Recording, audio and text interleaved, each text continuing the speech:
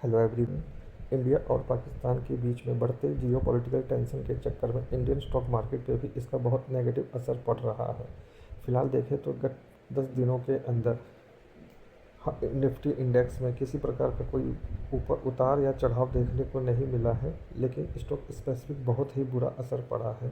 एक तरफ जहां डिफेंस से रिलेटेड शेयर बहुत तेज़ी से ऊपर बढ़े हैं, वहीं दूसरे शेयर 10 से 15% की भारी गिरावट के साथ बंद हुए हैं। क्या हो अगर भारत और पाकिस्तान के बीच में किसी तरह का तनाव इसी प्रकार बढ़े तो इसका क्या प्रभाव पड़ेगा? अगर हम देखें तो भविष्य में भी इस प्रकार की घटनाएं हुई हैं और भारत और पाकिस्तान के बीच में जियो पॉलिटिकल टेंशन देखने को मिले हैं। 1999 में कारगिल वॉर के दौरान भी हुआ था। इसी प्रकार 2008 में जब टेररिस्ट अटैक होटल ताज पर हुआ था, तो इसका भी फ़र्क हमारे भारतीय शेयर बाज़ार पर पड़ा था। 2016 उरी सर्जिकल स्ट्राइक के दौरान भी इसका फ़र्क भारतीय शेयर बाज़ार पर पड़ा था। 2019 में जो भारत ने बालाकोट पर अटैक किया था, उसका फ़र्क भी भारतीय शेयर बाज़ार पर पड़ा था।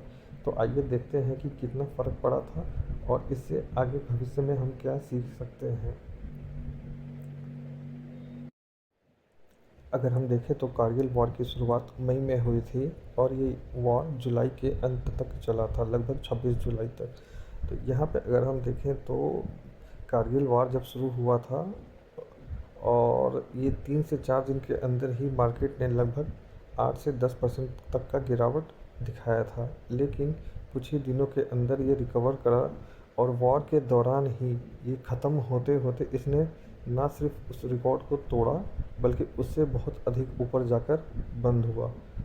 सो इसका फ़र्क तो पड़ता है, लेकिन लॉन्ग टर्म में ये रिकॉर्ड को तोड़ते हुए आगे भी बढ़ गया।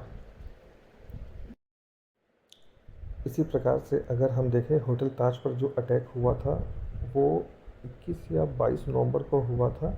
इस दौरान मार्केट लगभग 2 से 3% तक गिरी और सिर्फ कुछ ही दिनों में, मुश्किल से 3 से 4 दिनों में इसने अपने उस गिरावट को रिकवर किया और एक अच्छा हाई बनाया।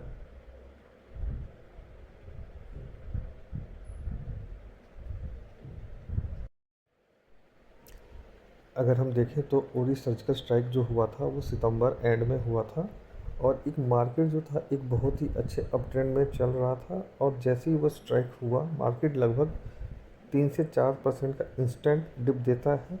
उसके बाद वो उसको कवर करता है, लेकिन वो ग्लोबल मार्केट के हिसाब से ही वो फिर से डाउन ट्रेंड में आ जाता है। तो इसमें देखा जाए तो पूरी स्ट्राइक के दौरान भी मार्केट इंस्टेंटली 2 से 3% तक गिरता है खाली।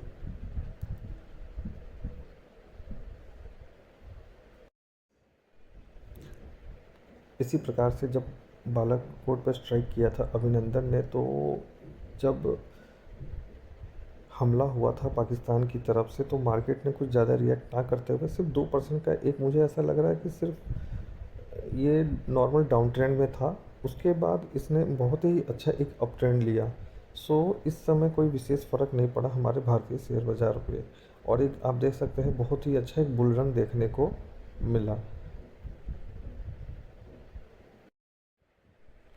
सो हिस्ट्री में डीप डाइव करने के बाद जो मेरा कंक्लूज़न कहता है कि इस तरह के जब भी हालात बनते हैं, इंडियन स्टॉक मार्केट पे कुछ ना कुछ फ़र्क तो पड़ता है। 8 से लेकर 10% तक मैक्सिमम और 3 से 4% तक मिनिमम। लेकिन अगर हाल फिलहाल में देखा जाए तो इसका इम्पैक्ट अभी तक भारतीय शेयर बाज़ार पर देखने को नहीं मिला है। इसका एक प्रमुख कारण है एफआईआई की लगातार बढ़ती हुई खरीदारी। अगर हम देखें तो अक्टूबर में एफआईआई ने बेचना चालू किया था और उनकी ये बिकवाली फरवरी महीने तक रिकॉर्ड 6 महीने की बिकवाली रही, और उन्होंने मार्च के महीने में ख़रीदना चालू किया है। लेकिन अगर इसी प्रकार से जियो पॉलिटिकल टेंशन बना रहे तो उनकी ये ख़रीदारी कब बिकवाली में बदल जाए, कुछ कहा नहीं जा सकता। सो देखते हैं इसका आगे आने वाले समय पे क्या फ़र्क पड़ता है।